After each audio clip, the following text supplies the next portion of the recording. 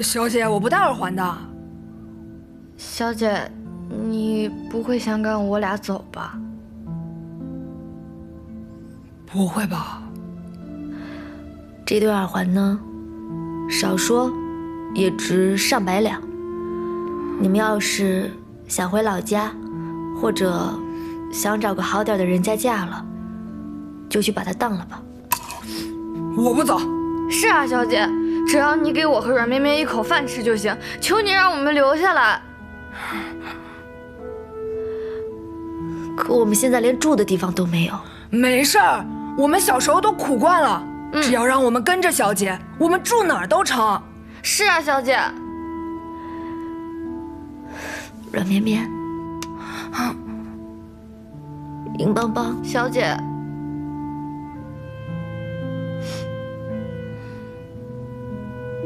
姐，你们在练功啊？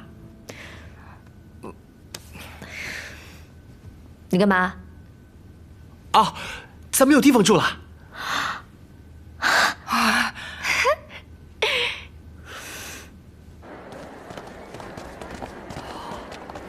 祥乐府，哎，这名起的挺雅气呀！哇，好，走。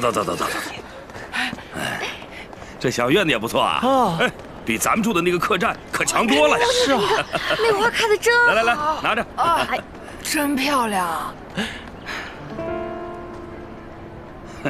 这宅子本来是我表叔所有，但因家人离世需要归乡守孝，所以委托在下在此帮忙照料花草。哎，你放心，这个浇花养草的我会。石大人，可这毕竟是别人的宅院，住1天2天行，可是要长久下去。郡主，你无需担心，表叔需要守孝3年，3年之内放心住。哦，是这样啊，那就太好了。走吧，咱们去里屋看一看。好，走。走，来，走，去看看。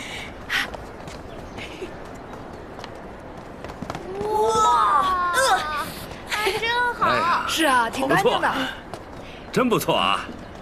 早知道有这么一个宅子，我就把我的蝈蝈给拿过来了。就是啊，老爷。石大人，真是有心了，这该准备的都准备了。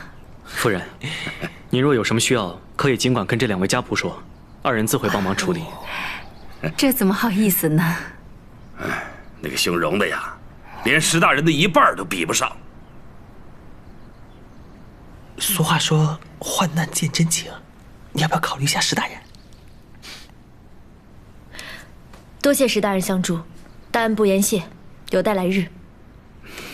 能帮上郡主是石某的荣幸，只是我怕皇上不会如此轻易放过公爷，所以还请暂隐行踪，不要声张。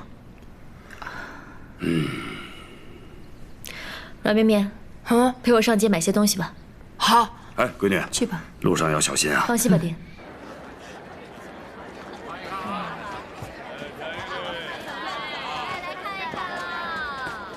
哎，小姐，前面不远处有一家面馆，非常好吃，要不咱们去尝尝？